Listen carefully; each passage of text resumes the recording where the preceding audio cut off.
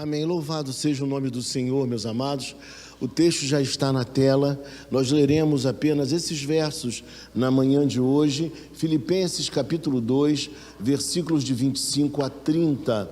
Quando a palavra do Senhor, ela nos diz assim: julguei todavia necessário mandar até vós Epafrodito, por um lado meu irmão, cooperador e companheiro de lutas, e por outro vosso mensageiro e vosso auxiliar nas minhas necessidades, visto que ele tinha saudade de todos vós e estava angustiado, porque ouvistes que adoeceu. Com efeito, adoeceu mortalmente. Deus, porém, se compadeceu dele, e não somente dele, mas também de mim, para que eu não tivesse tristeza sobre tristeza. Por isso, tanto mais me apresso em mandá-lo, para que, vendo-o novamente, vos alegreis, e eu tenha menos tristeza. Recebei-o, pois, no Senhor, com toda a alegria, e honrai sempre a homens como esse, visto que, por causa da obra de Cristo, chegou ele às portas da morte, e se dispôs a dar a própria vida para suprir a vossa carência de socorro para comigo. Amém? Vamos agora orar mais uma vez. Ore por mim, peça pela minha vida, para que a mensagem possa ser edificante, porque a palavra de Deus não volta vazia. Senhor Deus e Pai, te agradecemos nesta hora pela tua palavra, Pai, que é lâmpada para os nossos pés e é luz para o nosso caminho. Nós queremos te rogar, ó Deus, que o Senhor, ó Deus querido, possa me conduzir, iluminar, ó Deus amado, a minha mente, para que eu possa trazer, ó Deus, o texto, Pai, de forma clara ao coração dos meus irmãos. Sabemos que a Tua palavra, sabemos que ela opera em nós coisas muito especiais, e nessa hora nós estamos precisando de ouvir a Tua voz. É assim que nós te oramos e te agradecemos, porque o fazemos em o nome santo de Jesus Cristo, o Teu Filho amado. Amém. Meus irmãos, aproximadamente 30 anos, quando as viagens de avião não eram tão baratas assim, eu fui fazer uma viagem ao Espírito Santo. Eu fui à ordenação de um amigo, lá no Espírito Santo. E uma viagem longa durante toda a madrugada até chegar à Vila Velha. Irmãos, a estrada era horrível. Eu, sinceramente, não consegui dormir, porque eu imaginava que a qualquer hora o ônibus fosse cair num barranco, que ele fosse virar ou fosse colidir com outro veículo, e eu fiquei muito assustado, preocupado, com medo, não consegui dormir de maneira alguma. Talvez já tenha acontecido alguma coisa parecida com você, mas foi assim que aconteceu comigo. E quando eu olho para esse texto da manhã de hoje, nós vemos a história de um homem chamado Epafrodito. E esse homem, ele fez também uma viagem, e uma viagem muito perigosa, uma viagem de 1.300 quilômetros. Naquela época, era realmente uma viagem muito difícil, na qual, inclusive, a pessoa corria um risco sério de morrer. E assim fez Epafrodito. A igreja trouxe a ele uma missão, dele levar uma oferta ao apóstolo Paulo e também servir durante um tempo ao apóstolo Paulo em todas as suas necessidades. 1.300 quilômetros.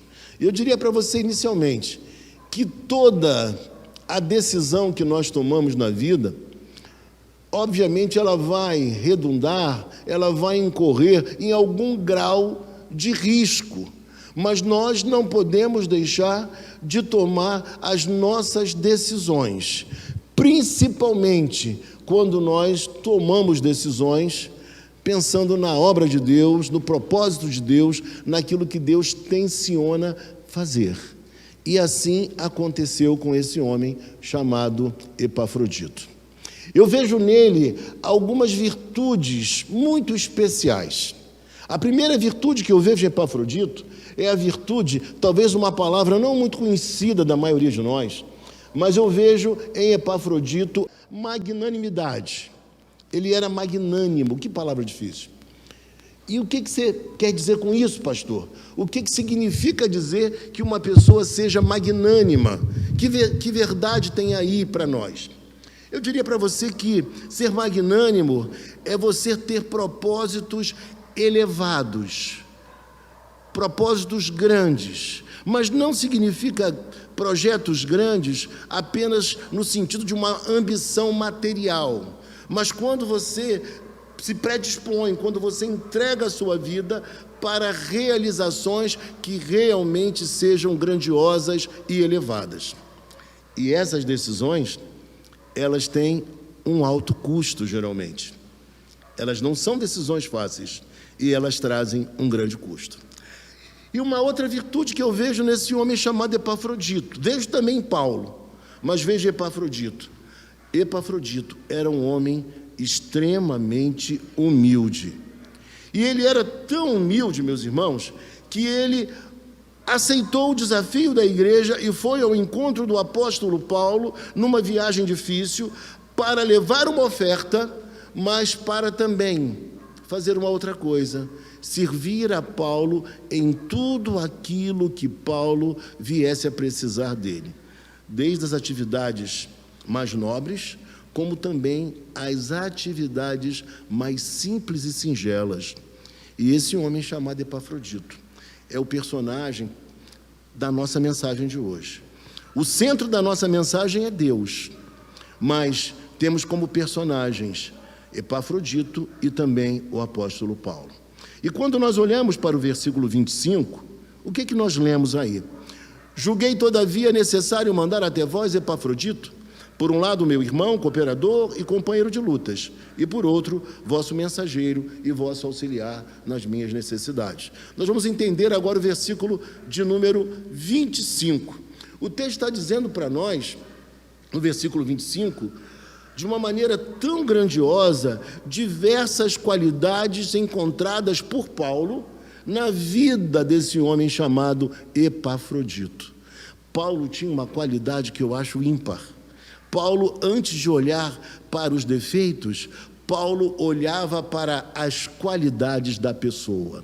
E isso é um aspecto importante no desenvolvimento da nossa liderança.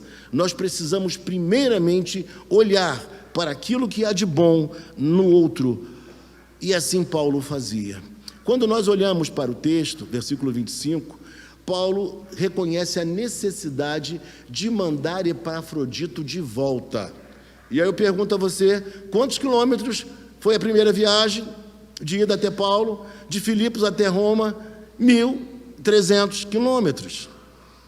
1.300 quilômetros. Agora Paulo resolve mandá-lo de volta. Mas Paulo, antes de fazê-lo, Paulo enaltece a pessoa de Epafrodito. E aqui tem uma grande lição também que Paulo nos dá de liderança. Saber reconhecer as qualidades das pessoas. Paulo faz mais ainda, cheio do Espírito Santo. E tem gente que pensa que ser cheio do Espírito Santo nos faz menos inteligentes. E ser cheio do Espírito Santo é tão importante que nos leva a tomar posturas e decisões que são, na verdade, inteligentes. Uma coisa não se contrapõe à outra. E aí o apóstolo Paulo diz, então, da seguinte maneira, olha, resolvi mandá-lo de volta. Por quê? Porque ele adoeceu. Mas Paulo, antes de fazê-lo, ele prepara o caminho de volta de Epafrodito, para que Epafrodito fosse bem recebido, para que ele fosse abraçado, acolhido, que houvesse celebração, festividade, com o retorno dele à sua terra e à sua igreja.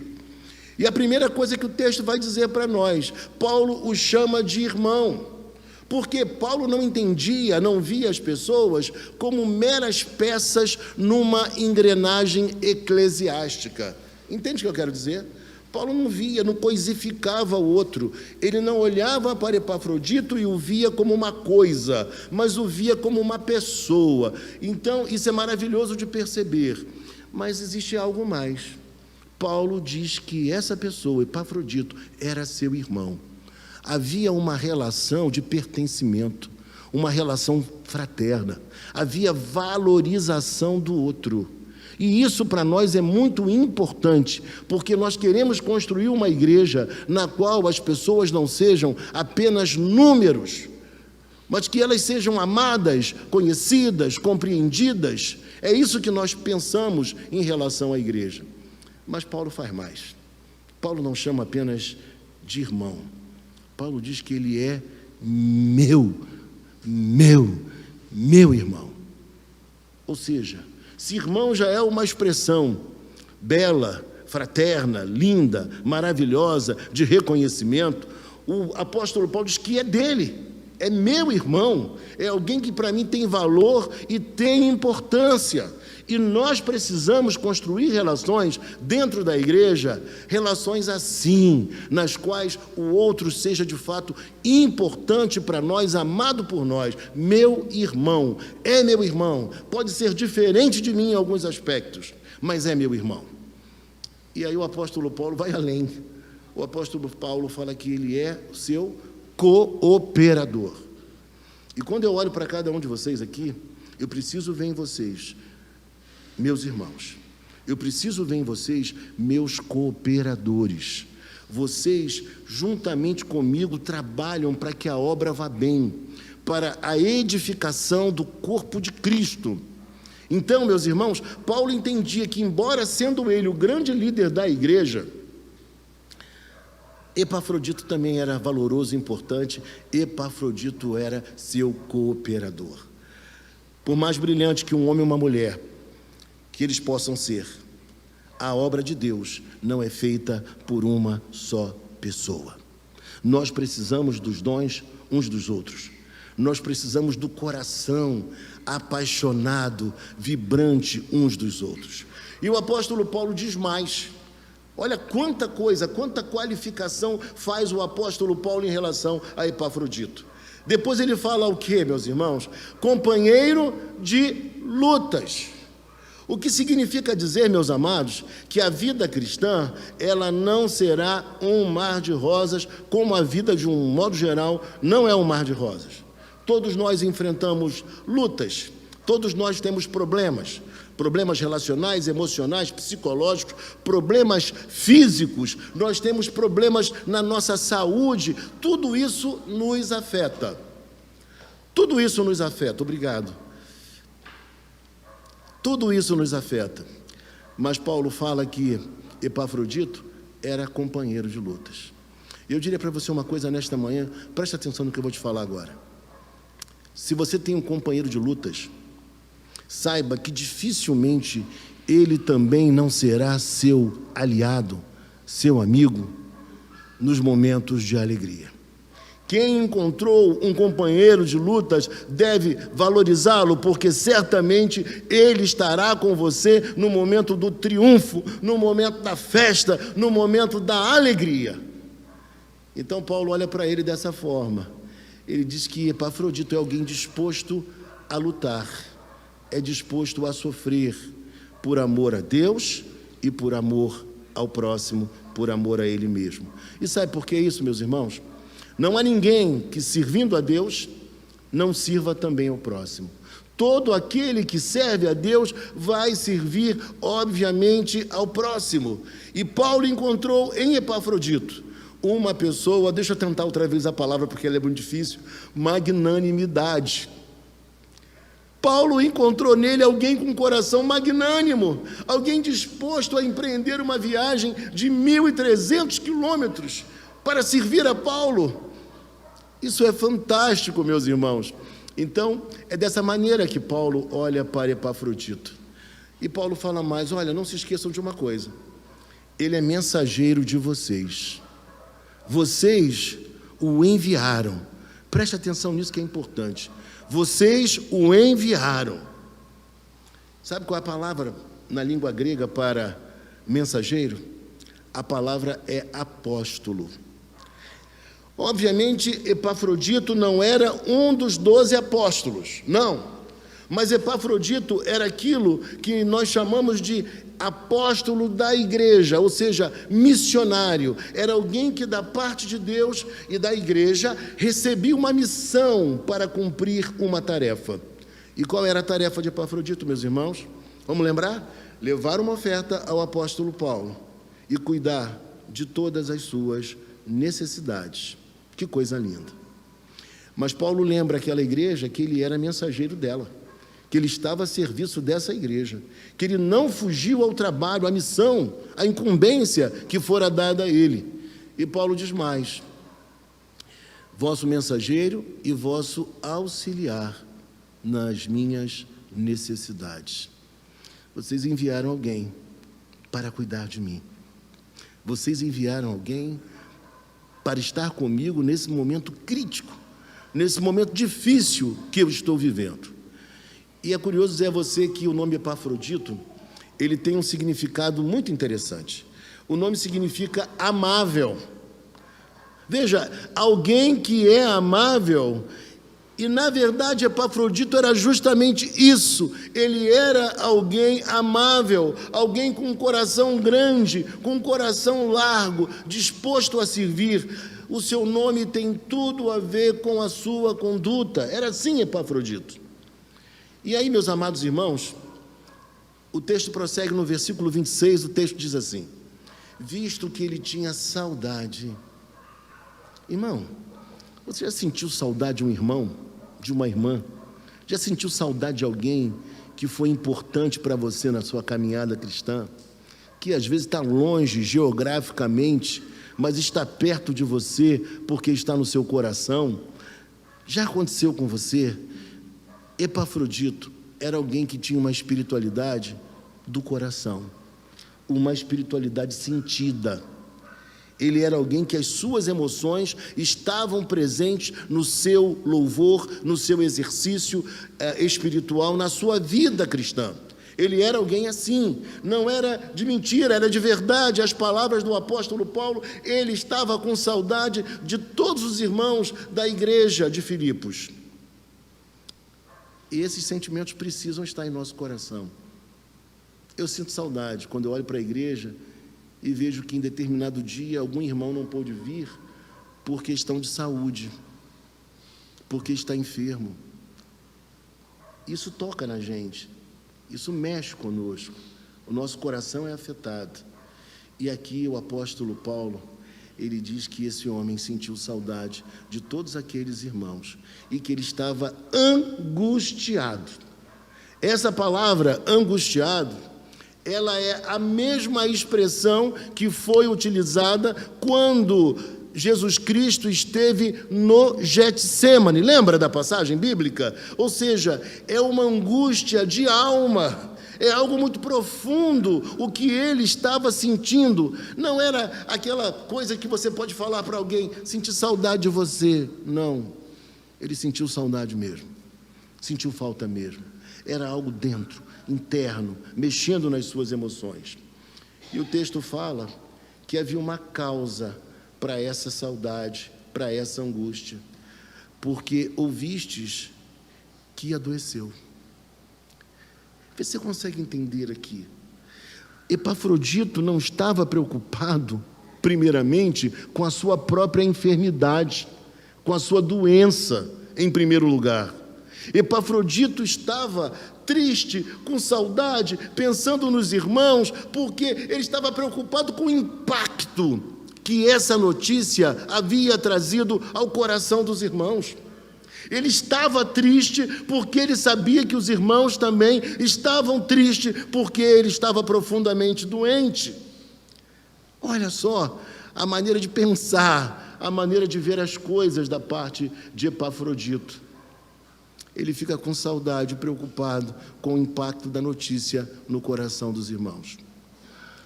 Porque existem notícias que chegam até nós que nos deixam completamente desarticulados. Pode não ser uma tristeza diretamente nossa, de algum irmão, de algum filho, de alguma pessoa muito próxima, mas às vezes é de um irmão em Cristo, com o qual você vive, lida diariamente, caminha com ele, passeia com ele, está com ele na igreja louvando a Deus. E essa era a causa da tristeza desse homem chamado Epafrodito. Quanta nobreza em um só homem. E aqui eu preciso dizer para você, ele era isso tudo, Epafrodito, por causa do Deus que estava em sua vida. Ele era isso tudo porque um dia ele foi transformado pelo poder de Deus através de Jesus Cristo. Por isso ele era assim. E aí, queridos, quando a gente passa ao versículo 27, o texto nos diz assim: com efeito, adoeceu mortalmente. Com efeito, adoeceu mortalmente. O que significa dizer isso, irmãos? Significa dizer que alguém que estava no centro da vontade de Deus, alguém que assumiu a responsabilidade de viajar 1.300 quilômetros, colocou a sua vida em risco. Essa pessoa, ela estava agora enferma, embora no centro da vontade de Deus e fazendo aquilo que Deus desejava que ele fizesse. E o que isso nos ensina? Que por vezes falam muita bobagem para nós. Por vezes dizem que se nós estamos doentes é porque demos vez ao diabo. E aqui Paulo não fala que foi o diabo. E mais uma coisa, Paulo não o cura. Paulo poderia tê-lo curado, Paulo não o cura. Mas Paulo diz algo ainda mais sublime quando nós acreditamos na soberania de Deus. Paulo diz assim, olha que coisa: com efeito adoeceu mortalmente, Deus, porém, se compadeceu dele. Ou seja, a cura de Epafrodito é atribuída também por Paulo a Deus. É Deus quem o curou, e Deus fez mais ainda, irmãos. Deus foi tão maravilhoso que ele se compadeceu dele, de Epafrodito. Não quis que ele morresse naquela hora, que ele fosse embora naquela hora para os céus, mas Deus se compadeceu dele e de Paulo também. E aí vem a pergunta: por que ele se compadeceu de Paulo? Por que Paulo vê dessa forma? Se quem ficou curado foi Epafrodito. Diria você, porque Paulo não tem um olhar autocentrado. Paulo é capaz de deslocar o olhar de si para olhar para o outro, e olha para Epafrodito. Mas Paulo também reconhece que quando Deus cura Epafrodito, ele não apenas teve misericórdia do próprio Epafrodito, mas Deus teve também misericórdia de Paulo, compaixão de Paulo, para que Paulo não tivesse tristeza sobre tristeza. Imagine a cena: você está preso, ainda que numa prisão domiciliar alugada por você, mas prisão sempre é uma prisão. Eu digo para você que dentre as atividades pastorais, a mais difícil para mim é visitar alguém numa cadeia. E eu já fiz isso, e é algo nada agradável, porque cadeia sempre será cadeia. Imagine alguém que sai, que vai à rua, que compra as coisas, que volta para casa, que vai ao mercado, que paga as contas, que se locomove daqui para lá, e de repente, por algum infortúnio, essa pessoa se vê privada da sua liberdade por conta de alguma dificuldade locomotora, alguma dificuldade na saída. Esse cerceamento dessa liberdade é algo extremamente difícil. Imagine alguém que não pode sair de casa também porque está preso. E aí, o texto diz para nós, tristeza sobre tristeza. Paulo já estava triste. Ele era alegre, porque ele cria num Deus grandioso, que todas as coisas concorriam para o bem daqueles que amam a Deus, mas Paulo, obviamente, também tinha tristeza por estar limitado em sua liberdade. Já pensou? Você está na cadeia, vem alguém para te ajudar e essa pessoa morre? Se é aqui no Brasil, vão dizer o quê? Você está com alguma coisa em cima, você está com algum encosto, você está com alguma coisa. Como é que pode? A coisa já está ruim, e ainda quem vem te ajudar também adoece mortalmente. Meu Deus do céu, Paulo, o que está acontecendo contigo? Mas o texto fala que Deus não permitiu que Epafrodito morresse, porque Deus teve compaixão de Epafrodito, mas também de Paulo, para que a tristeza do apóstolo Paulo não fosse ainda maior. Vamos passar o verso 28. E quando nós chegamos no verso 28, o texto fala assim para mim e para você: por isso, tanto mais me apressa em mandá-lo, para que, vendo-o novamente, vos alegreis, e eu tenha menos tristeza. Na Epístola da Alegria, onde Paulo fala como ninguém sobre a alegria, Paulo nessa hora é capaz de expressar também que ele estava triste. E aqui para nós é libertador isso, porque por vezes os líderes, eles querem mostrar que eles estão imunes aos problemas, que eles são super-heróis, que eles são fortes demais, que nada os abala, quando na verdade não é assim, gente. Quando não é assim que acontece a coisa. E aí o texto fala para nós que Paulo se apressou a mandá-lo de volta, para que aqueles irmãos pudessem estar alegres, que a igreja de Filipos pudesse se alegrar. Paulo nessa hora também mostra para nós a magnanimidade. Ele mostra grandeza, ele mostra generosidade, essa virtude tão excelente. Paulo é capaz de entender que a melhor coisa que poderia acontecer com Epafrodito era ele voltar à igreja dele, para que os irmãos pudessem ter alegria. Paulo não olha para si nessa hora. Paulo não pensa assim: não, eles mandaram para me ajudar, e eu preciso dessa ajuda. Ele vai ficar aqui uma vez que se recuperou. Só que Paulo não pensa somente nele. Paulo não é aquela liderança egoísta. Paulo não é como um caudilho. Paulo é um líder por excelência. Ele é alguém humilde. Ele é alguém que consegue olhar para a igreja de um modo mais amplo e amar essa igreja. Isso é maravilhoso. Então, Paulo o faz. Paulo o manda de volta para que houvesse alegria entre os irmãos e para que a sua tristeza diminuísse. Paulo não queria carregar o peso de ter aquele irmão com ele, quando na verdade a melhor coisa seria ele ter voltado. E quando nós chegamos no versículo 29, fica mais claro ainda, gente, preste atenção, como o apóstolo Paulo está preparando o caminho de volta de Epafrodito. Preste muita atenção no versículo 29. Recebei-o. Olha como Paulo escreve. Gente, prepara aí um momento especial para recebê-lo de volta. Recebei-o, pois no Senhor, com toda alegria. Por que, irmãos, Paulo está falando essas coisas, gente? Paulo está falando isso inspirado por Deus, cheio do Espírito Santo, mas Paulo está falando pleno da sua inteligência, e eu diria para você, inteligência espiritual.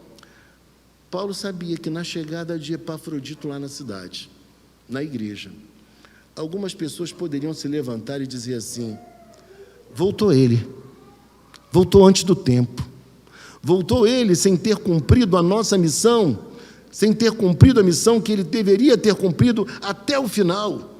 Ele voltou antes da hora.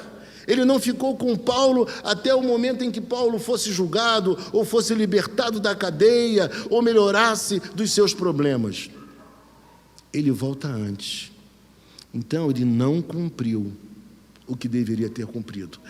Paulo é sabedor que sempre numa comunidade podem surgir pessoas que façam esse tipo de observação negativa. E Paulo queria estancar esse tipo de comentário. Então, Paulo ensina como a igreja deveria receber um verdadeiro obreiro chamado Epafrodito. A igreja deveria recebê-lo com alegria. E mais ainda, Paulo sabia que possivelmente na própria mente de Epafrodito houvesse uma raiz de tristeza, como quem diz assim: estou voltando para Filipos, mas eu sou um fraco, eu sou limitado, eu não fiz tudo aquilo que eu deveria ter feito. E Paulo, sabendo de tudo isso, Paulo prepara a sua recepção com a mais extrema dignidade. E aí no versículo 29 ainda ele fala: e honrai sempre a homens como esse. Paulo está ensinando a igreja a receber esse obreiro Epafrodito de volta, de maneira honrosa, de maneira amorosa, de maneira carinhosa. É isso que ele está fazendo aqui. Porque, por vezes, irmãos, nós não damos honra a quem merece honra. O apóstolo Paulo está ensinando a igreja a honrar a pessoas experimentadas. Está ensinando a honrar pessoas que passaram pelas lutas, pelas provas e ainda assim não desistiram de Deus, nem tampouco da igreja. Sabe o que é isso? Alguém que perseverou. Então Paulo fala: olha, não honre aquele que é prematuramente elevado a uma posição importante. Não honre aquele que ainda está sendo testado e é pouco conhecido. Honre aquele que deu provas de que de fato é um homem de Deus, e diria eu também, uma mulher de Deus, uma pessoa abnegada, uma pessoa entregue à obra. Nós precisamos honrar a esse tipo de pessoa, porque por vezes nos encantamos com pessoas que mal conhecemos. Às vezes nos encantamos primeiramente com alguém que não houve tempo de perceber se aquela pessoa de fato vai frutificar. E pessoas na história de Paulo, inclusive, que trouxeram grandes e variados dissabores ao apóstolo Paulo. Então Paulo diz para a igreja: olha, receba homens como esse. Paulo está dizendo mais para mim e para você, e para aquela igreja. Paulo está dizendo que Epafrodito era modelo, assim como Cristo. Se você voltar algumas páginas vai ver isso. Assim como Cristo era modelo, assim como o próprio Paulo era modelo, ele dizia: me imitem, assim como eu imito Cristo. Também ele apresenta Timóteo como modelo, e agora ele apresenta Epafrodito como modelo a ser seguido. Posso te falar uma coisa nessa manhã? Nós estamos vivendo uma crise de liderança. E nós estamos vivendo uma crise de modelos. Nós precisamos, inclusive, de modelos para nós seguirmos. Não pessoas perfeitas, não, mas pessoas que tenham caráter, hombridade, pessoas que se dedicam a Deus de verdade, com sinceridade, com paixão, com amor, com entrega. Essas pessoas precisam ser encorajadas e valorizadas. E quando nós chegamos finalmente no versículo de número 30, o texto fala: visto que, por causa da obra de Cristo, Paulo ressalta que o que ele estava vivendo, Epafrodito, era por causa da obra de Cristo. Veja a entrega, veja a dedicação, veja o amor desse homem. O texto fala: chegou ele à porta da morte e se dispôs a dar a própria vida para suprir a vossa carência de socorro para comigo. Algumas pessoas pensam que Paulo estivesse chateado com a igreja de Filipos, mas eu digo para você que não, porque a igreja de Filipos era uma igreja amiga, era uma igreja solidária, uma igreja que já havia ajudado Paulo em diversos momentos, em outros momentos. Mas só que Paulo estava a uma distância de 1.300 quilômetros da igreja. E a igreja não era uma igreja rica, mas é uma igreja que nunca se furtou a ajudar o apóstolo Paulo. E essa igreja, no momento oportuno, ela envia um obreiro. E eu diria para você, enviou o melhor obreiro. Escolheu o missionário, alguém que tinha caráter, espiritualidade para servir o apóstolo Paulo. E digo para você nesta manhã, como todos nós precisamos de gente assim ao nosso lado. Como nós precisamos também de modelo para a nossa espiritualidade. Então é por isso que Paulo diz: olha, para suprir a vossa carência de socorro para comigo. Paulo estava bem distante geograficamente de Filipos, Mas Filipos, a igreja de Filipos, nunca se esqueceu do apóstolo Paulo, muito pelo contrário. E na manhã de hoje, o que eu queria pensar com vocês e orar com vocês e perguntar a vocês: Paulo é Paulo, Epafrodito é Epafrodito, mas os princípios, o modelo, aquilo que nós aprendemos como lição, é importante e é válido para nós hoje. Eu queria perguntar hoje a você: você tem sido bênção para alguém, assim como Epafrodito foi para Paulo? Você tem ao seu lado verdadeiros companheiros de lutas? Você tem irmãos com você para todas as horas? Para as horas das dificuldades, mas também para a hora de partir o bolo, para a hora da alegria? Você tem construído relações mais profundas com os outros? Você tem sido realmente irmão do outro? Você tem se aberto, se arriscado a se relacionar com pessoas diferentes de você? Tudo isso, irmãos, é profundamente importante para o nosso crescimento espiritual. E eu queria perguntar isso nesta manhã. E eu queria encorajá-lo a ser como esse homem Epafrodito, sendo o apoio necessário para Paulo, inclusive pagando um preço elevado. E fez isso de coração. E fez isso por amor. Eu quero também encorajar você a olhar como o apóstolo Paulo e ter a magnanimidade de olhar para o outro e encontrar no outro virtudes que Cristo inseriu na vida dele e louvar a Deus por isso. Essas são algumas questões que nessa manhã eu queria convidar a você a pensar, porque por vezes quando nós nos fechamos, por vezes quando nós nos retraímos, nós perdemos grandiosíssimas oportunidades de sermos enriquecidos dentro da própria fraternidade, dentro da própria igreja. E nós somos um corpo, irmãos. Nós precisamos e sempre precisaremos uns dos outros.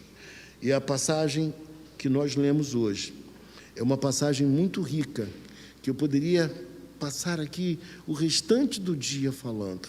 É tanta coisa, tanta coisa. Existe algo, inclusive, que não me ocorreu na hora de falar para vocês aqui, porque eu tenho que ir cortando tanto conteúdo que a gente tem para comunicar. O apóstolo Paulo, ele fala, veja no versículo 30, aparece a expressão socorro, não aparece? Veja lá na Bíblia, não é? Carência de socorro para comigo. Você sabe que essa palavra socorro, ela, na língua grega, ela significa, desculpe recorrer tanto ao grego hoje, mas é para vocês entenderem a beleza e a riqueza disso. A palavra socorro aqui, ela significa serviço religioso. Serviço religioso. Trocando em miúdos, significa culto.